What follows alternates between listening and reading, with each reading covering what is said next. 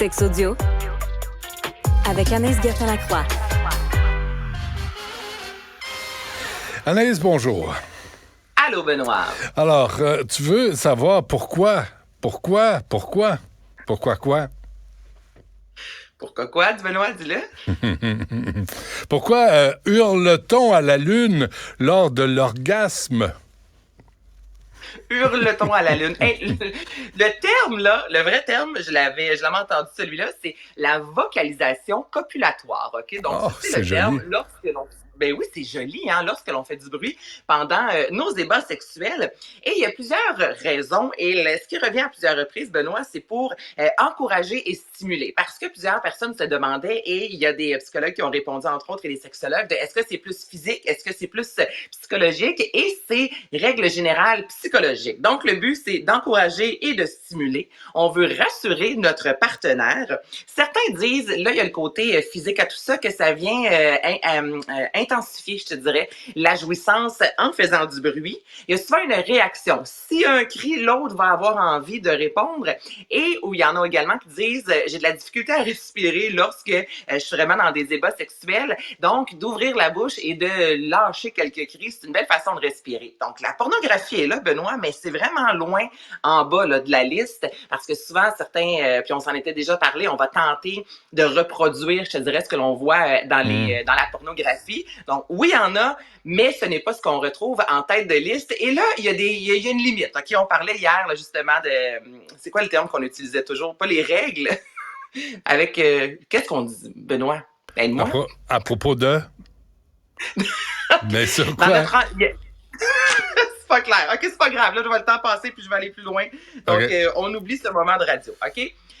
En termes de bruit, on considère qu'en deçà de 40 décibels, c'est correct. Ce n'est pas dérangeant pour un couple. Toutefois, si on va au-delà de ça, ça peut devenir dérangeant. Et il y a des couples qui ont déjà eu l'intervention de la police, imagine-toi, parce que ça faisait trop de bruit. On pense à des appartements à Montréal où des fois, c'est plutôt mal isolé. Donc, quand on tape le 47 décibels, OK, c'est nocif. Et ça, c'est pas seulement les voisins qui le disent, c'est la police, c'est l'Organisation mondiale de la santé. Là, ça devient, on pousse ça loin, mais c'est vrai quand même.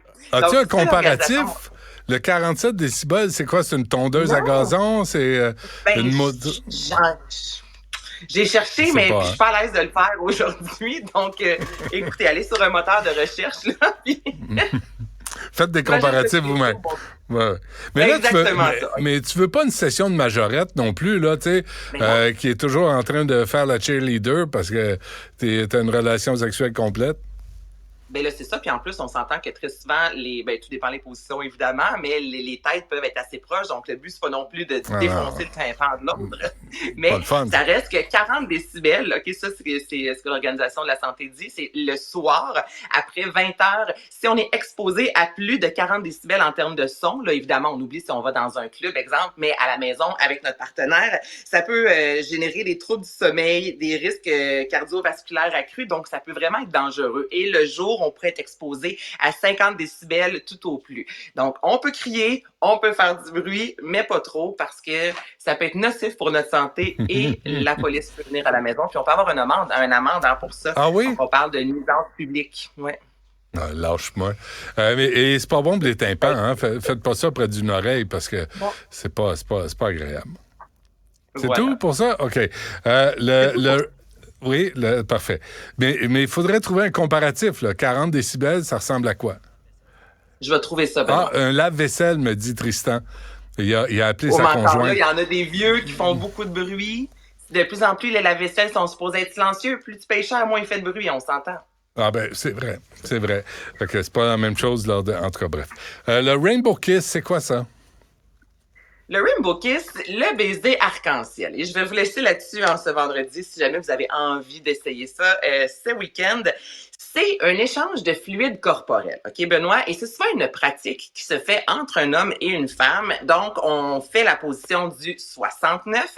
Et le but, le plaisir dans cette pratique-là, c'est oui, faire le 69, mais on doit faire ça lorsque la femme a ses menstruations, OK? Donc, quand je parle de mélanger des fluides corporels, la femme a des menstruations, donc l'homme garde le sang dans sa bouche. La femme, de son côté, fait de même avec le sperme. Et le but, c'est et d'échanger par la suite un gros French et d'échanger ces fluides corporels-là. Et c'est ce que l'on appelle, j'avais jamais entendu ce terme-là, le Rainbow Kiss. Et là, évidemment, il y a des professionnels qui disent faites attention parce que on parle quand même de sang. Donc, on s'entend qu'il peut y avoir, on peut transmettre, le VIH, l'hépatite, oui, la gonorrhée, l'herpès, syphilis, mais ça peut quand même devenir dangereux. Donc, c'est une... C'est le fun, hein? C'est appétissant.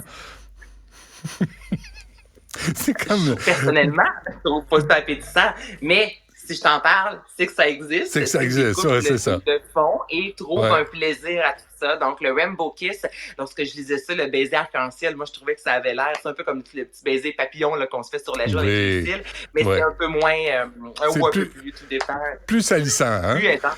Très, très populaire. Très populaire en Transylvanie, paraît-il, mais ça, c'est des données que j'ai pas. Hey, on finit la semaine là-dessus, hein, le Rainbow Kiss. C'est quelque chose. Celle-là, je la trouve. Puis en plus, il faut que tu sois comme synchronisé dans tout ça, là.